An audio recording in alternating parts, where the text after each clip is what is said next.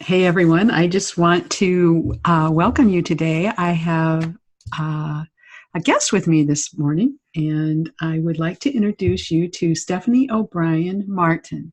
And I'm going to ask Stephanie to tell you a little bit about herself and her background. So, Stephanie, welcome. I'm so glad that Hi, you're here today. I am honored to be here and thank you so much for the opportunity to connect with you and share my story. Absolutely. I'm excited to hear all about it. My business name is Move by Purpose. I am the founder and creator of um, Move by Purpose, which I help coach Christ-centered, high-achieving women entrepreneurs and business leaders learn how to flow in alignment with God's plans and purposes for them rather than forcing things to happen out of what other people tell them they need to do, what the world has told them to do, out of anxiety, fear, impatience, comparison, whatever that is. Okay. And a lot of times people tend to do more things out of force than in flow, including me in my way of doing business. That was my story for about 3, 4 years. And I was always a believer. And then I learned what flow is and surrender and truly doing things in alignment with the kingdom and God's plans for you.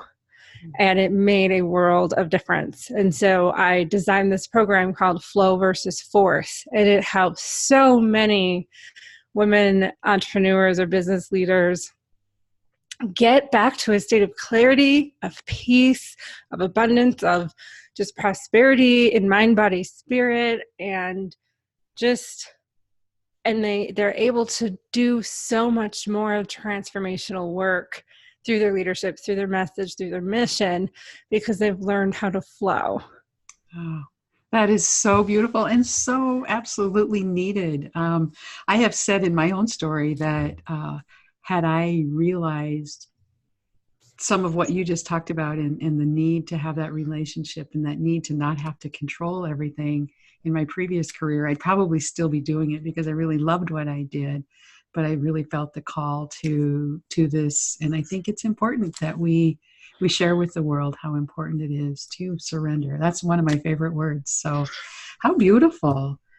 How did you get into this? What drew you to this? Do you have your own story, or is it just that Yeah. calling, or what happened? So that can be a long story how I got into business and moved by purpose and all of that. I've been in business for 6 years, and I was a social worker previously. I always knew at a very young age, I knew that I was going to write books and speak. Like I would see Dave Ramsey or like Joyce Meyer, and I would see these people with these messages, and I knew I was going to end up doing that as well. But I had no training and no clue that they were entrepreneurs. I was so like naive because I was so programmed through school. Entrepreneurship does not run in my family, and we're so programmed in public school that to work for somebody else. Right. And you are trained to go get a degree, to go get a job and live happily ever after. And so I followed that plan because that was all I was taught. I knew nothing else. And so I went into social work because I did have a gift of like pastoring and encouraging and like walking with somebody through a hard time. And so that career field made sense to me. But less than 2 years into it, I was like, this isn't going to be how I do that. Right, right. and so I really started doing a lot of soul searching, a lot of praying, like, what is my purpose? Like, what am I meant to do? Like, why do I have this burning desire to start writing? Why do I have all these visions about me speaking on stage? I hate speaking. Like all of these different things, like foreshadows of my life that I really do. Our purpose oftentimes is planted within us. And there's certain seasons in our life where it starts to sprout or stir up in us. Some people it's later in life. Some people it's super, super early. I was like in my 20s, which I still think is kind of early, but not as young as like hearing about people knowing what they were going to do at 5 years old, so. So, I have a question about that, because one of my theories is that God does plant those seeds even when we're a child. Do you find yourself kind of, maybe were there breadcrumbs along the way, is the way I kind of say it, as far as realizing that, oh yeah, this was planted a long time ago. Do you see that?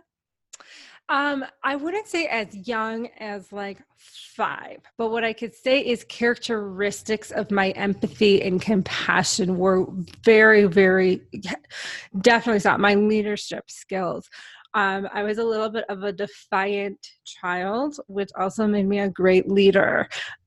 So and adults and mentors saw that, which is why they were like, you have this amazing compassion. Like, you would always find the child that was made fun of. You would always you would always know the kid without even knowing. You have this ability to like find the kid whose mother was sick with cancer or whose parents were going through a divorce, and you always found a way to be friends with them, even when you were in kindergarten. So they always saw that. So that, yes. What I didn't realize, like some people, like my brother-in-law, for example, at 5 would dress up in a suit and carry a briefcase and talk and pretend he was in a courtroom and knew he was going to be an attorney. And sure enough, he is an attorney and he loves his job. So that was a specific career / calling that happened to be combined that he knew. Since mine's entrepreneurial, it's not always that clearly defined. Mm-hmm. So the gifting, yes. And then that's why people said you'd make a great pastor or a great therapist or a great social worker, putting that into a defined career. But God had a different plan. It was like, no, you're going to speak and write books and coach, and you have to create that. Yes. So beautiful. Yes. Well, thank you for that diversion. I hope you didn't lose your train of thought, if there was anything else you wanted to say before I interrupted you. So no, I think that's a great question. I love that you helped unpack that, because that is a frequent question. People say, what have you done as a child to pass time and things like that? And if it's not a clearly defined, like textbook, database career, people can get really stuck on that. Right. Exactly. For me, it's kind of one of those things where I love to read. I always thought I wanted to be an author. And then another stage, I wanted to be an attorney, wanted to be an architect, and all of that. And God took those things and wrapped them up into my first career. And then, through that, I evolved into that leadership and that, I relate to the compassion, and I was always coaching people through the work. So yeah, it's I just am fascinated by how the experiences in our life draw us to where we need to be. And I assume you see that with the people that you're working with as well, right? Yes. It's really funny because I can pick up and tune in just from listening to what they're saying. The first 5 minutes, I already know what it is.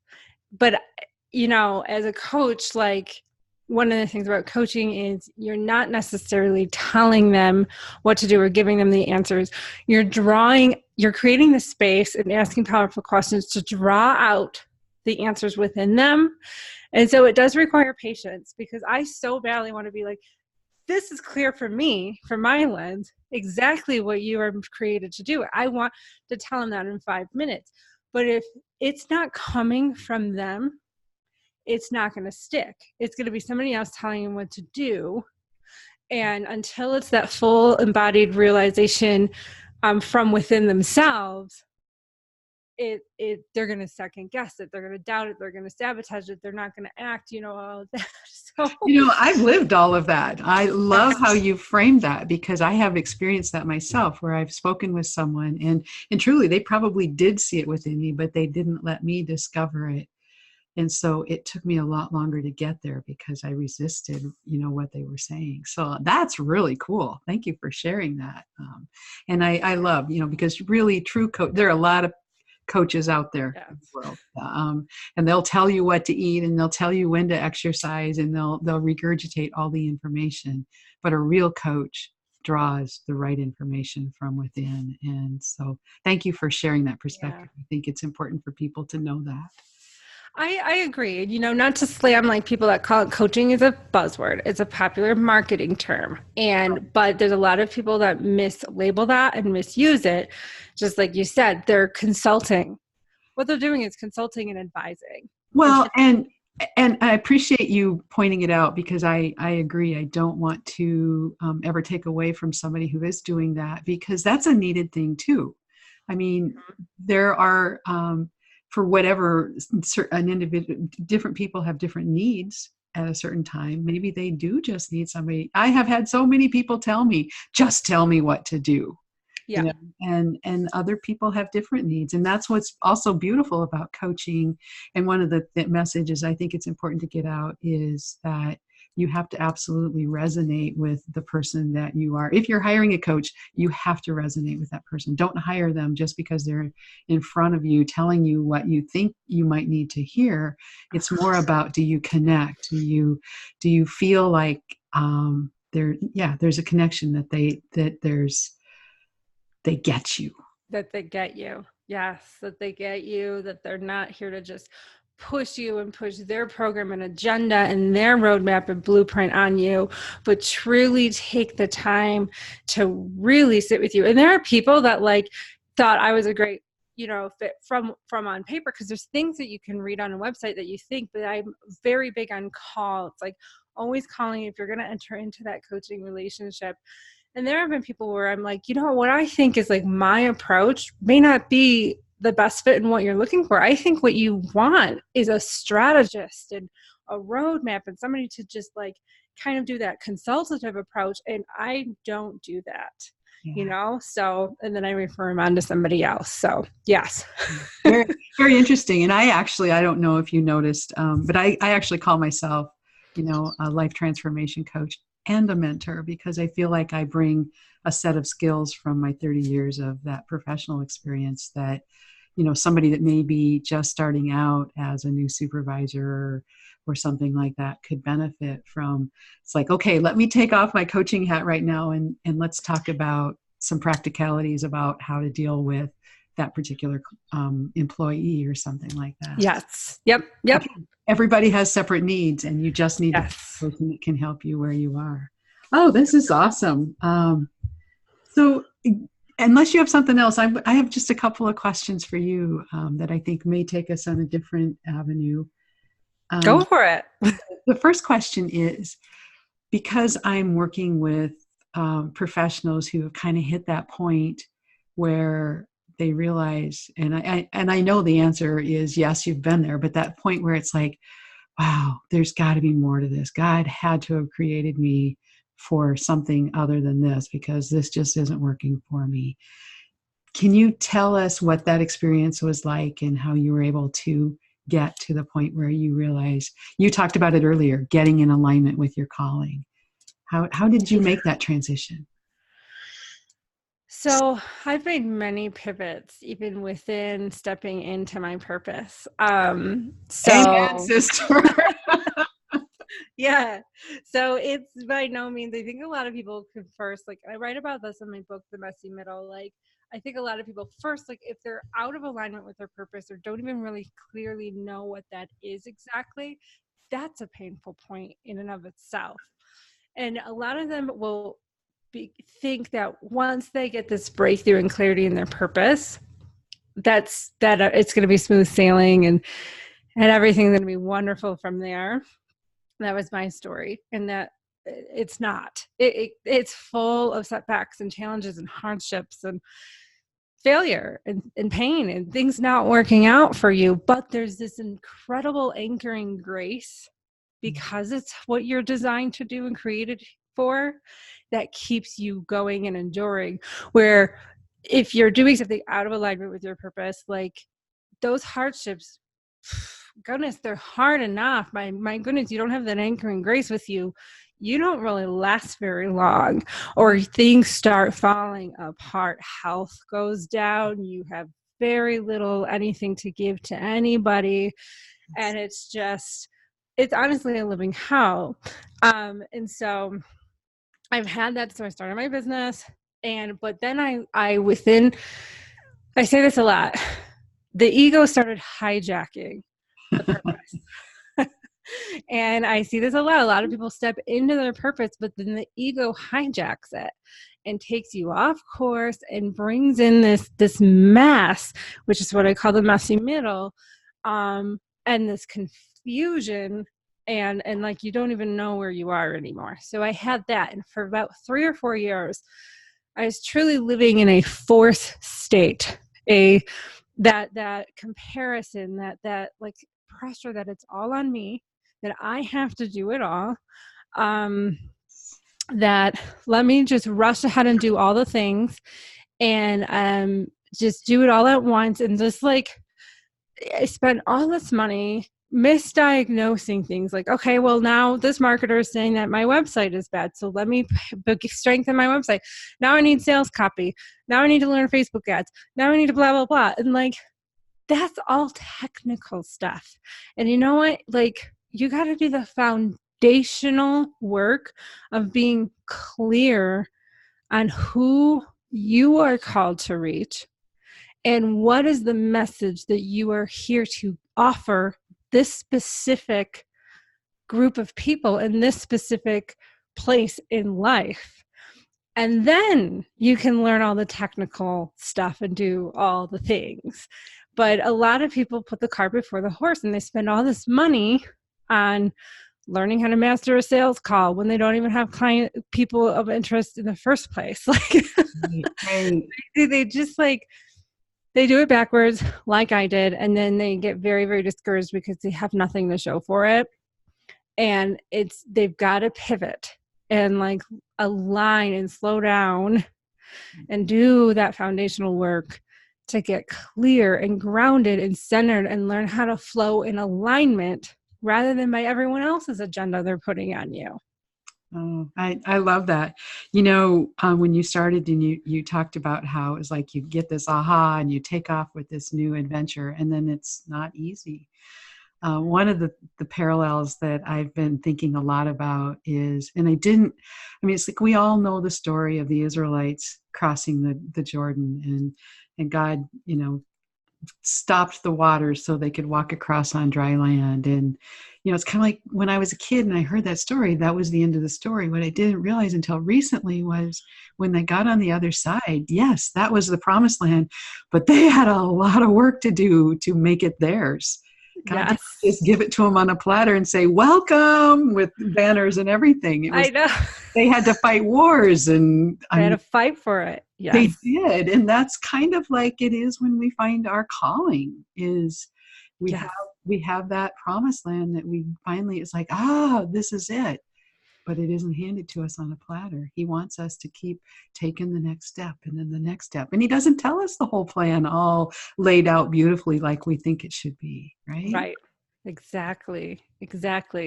And so that wisdom was one of the things I learned, because I do think that there is a lot of, I write about this in the messy middle, like, especially for the younger generation, like, the social media can really skew our reality with the timeline of how things happen.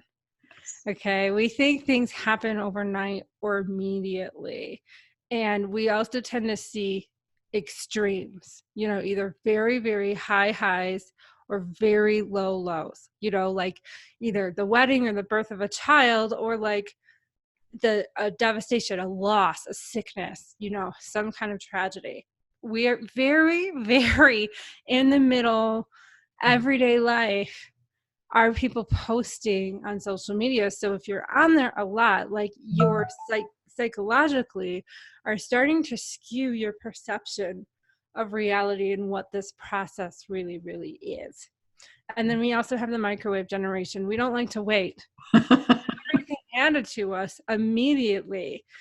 And building a business takes time. It takes years. It takes failure. It takes learning, and it's a process of discovery. It's trial and error. And if we go into this thinking, like you said, we're just going to be handed it. Well, yes, God gives it to you. Yes, he'll go before you. Yes, he'll fight for you, and the favor's there, and the grace and the anointing and all of the stuff. He's with you. But like, you still got to slay the giants. You still got to conquer the land. You still then have to like, go through after the fight, clean up and gather. And like, I mean, even the miraculous, like casting in the nets, like miraculous fish catch, like they were fishing day and night and like didn't get anything. And by faith, they casted their net again. But then afterwards, it's like, they still had to clean the fish. They still had to sell it. They still had work to do. They didn't just keep the fish on the boat and walk away. Like, Point. I love that. Yes. Yes. So you have referenced a couple of times your book. Tell us about your book. I'm really interested. It sounds like. Yeah. So it's called The Messy Middle, encouraging you through the frustrating gap between where you are now and where you want to be. And it's that, I mean, it's really just that. It's like you feel this call, or like you have this vision, but you don't have the blueprint. You don't have the detailed layout of how to build it and how to make it come to pass. And then you faithfully step in and you experience some resistance. And it's inspired by the story of Nehemiah and the rebuilding the wall of Jerusalem, and taking a look at how he led that project. And well, yes, miraculously, it was done in 54 days or something, very short for the amount of work that was done. What he had to go through to endure to get that is a great insight for us building, especially entrepreneurial. But it doesn't even have to be. Maybe it's a nonprofit, or maybe, whatever it is that maybe it's a team you're leading or a project at work. Like it's just requiring getting people to buy the vision, to support you, having adversaries pushing against you, having resources and then running out of resources. Like, I love it. Whole thing. And it's this intense thing. And Nehemiah had an amazing faith. He always went to God through every hardship. He always prayed. He always encouraged the people to pray. God was his source. And he had an amazing perseverance, an amazing focus. And I love Nehemiah 6:3, and I say this in my book, which is, I am doing a great work. Why should I come down to you and stop what I am doing? I'm doing a great work and I cannot come down. Why should I come down to you and stop this great work? And that's in response to the enemy's relentless attempts to distract him, to get him off course, to get him off mission, to get him to come down and attend to their agenda. And he just stayed the course. So I have that verse put on a huge, like, I had it custom made on Etsy, like this huge picture in my office back home. And I look at that because it reminds me to tune into, like, what am I working on right now? Is this part of the project? Is this part of the mission? Or have I gotten distracted? I love that. So beautiful. So beautiful. So I'm assuming that people, we talked earlier about if people resonate with a particular coach and they want to work, there are people that may be listening today that would love to work with you. How can they find you? Yes, my website is movedbypurpose.net. That's MOVED. So moved in the past tense, movedbypurpose.net, like casting your net.